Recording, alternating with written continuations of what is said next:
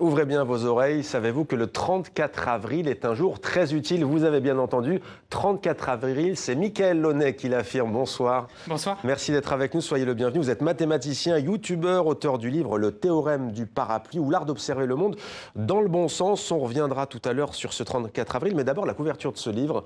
Vous nous dites qu'elle est potentiellement rouge. À moins d'être daltonien, on a du mal à vous suivre. Expliquez-nous. Dans ce livre, je parle beaucoup des relativismes et des différences de perception. Et effectivement, quand on est daltonien, il nous manque une couleur. Ouais. Mais imaginons qu'à la naissance, vos couleurs rouge et bleu aient été inversées. C'est-à-dire que vous voyez bleu ce qui est rouge et vice-versa.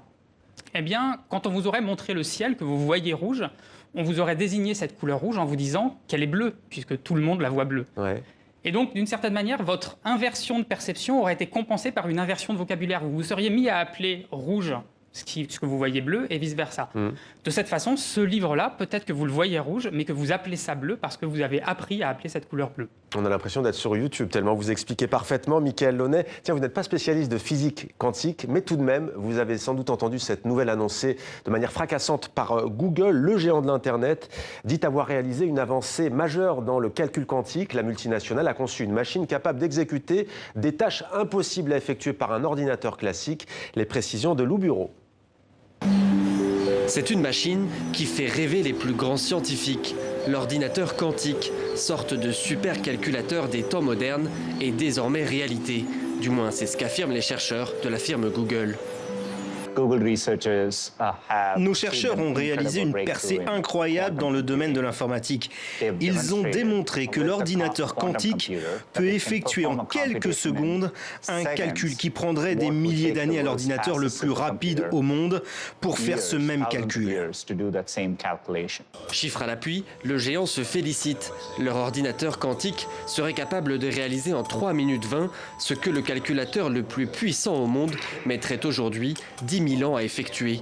Et cette avancée technologique a un nom, on l'appelle la suprématie quantique. Mais attention, selon d'autres chercheurs, il faut relativiser cette prouesse. Si vous dites que nous avons atteint le stade de suprématie quantique, cela peut être très trompeur.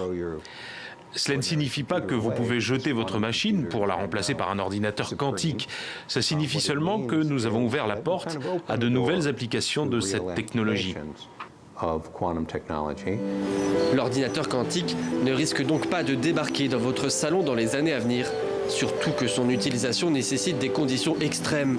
L'appareil doit être maintenu à une température avoisinant les moins 270 degrés, de quoi refroidir les amoureux de l'informatique. Voilà, ça vous refroidit ou pas, vous, Mickaël Launay? Là, il faut attendre. En tout cas, moi, je ne suis pas spécialiste de ce sujet, mais l'ordinateur quantique, c'est quelque chose qui fait fantasmer depuis pas mal de temps. Ouais. Et effectivement, maintenant, il faut voir les résultats qui vont pouvoir être obtenus avec ça. Le monde quantique fonctionne très différemment de notre monde réel. Et donc, effectivement, ça offre des possibilités. Maintenant, est-ce que c'est aujourd'hui qu'on va l'avoir ou il faudra attendre encore un peu? Alors, 34 avril, on a parlé de la couleur rouge qui est en fait noire de ce livre. Pourquoi 34 avril?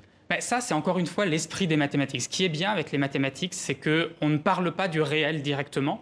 On parle de modèles imaginaires qu'on crée et qui, après, peuvent s'appliquer au réel. Ouais. Et dans les mathématiques, tout est possible. On invente, par exemple, des nombres négatifs, donc moins que 0, ce qui n'est pas possible. On ne peut pas avoir moins 2 objets dans le monde réel. Mais c'est quand même très pratique de pouvoir manipuler ces nombres négatifs pour aboutir à des résultats. De la même manière, on peut très bien inventer des 34 avril pour faire nos calculs quand on veut savoir quelle date se produira un événement. Et on peut très bien, comme intermédiaire de calcul, utiliser un 34 avril ou un 72 mai, comme on veut. C'est le champ des possibles pratique. des mathématiques. Si c'est pratique, on peut.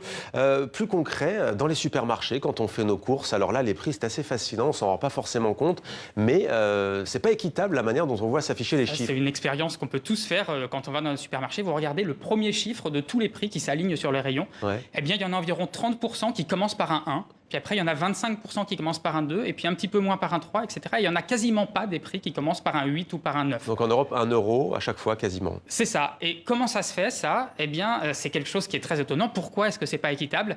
Eh bien, en fait, pour comprendre ça, il faut changer notre perception des nombres, parce que c'est pas les prix des supermarchés qui sont mal répartis, c'est notre façon de compter et d'appréhender le monde qui est mauvaise. Pourquoi tout cela relève-t-il de ce qu'on appelle le théorème du parapluie, qui a été d'ailleurs, ça a obéi à la loi des nombres normaux, qui a été énoncé par Frank Benford en 1938.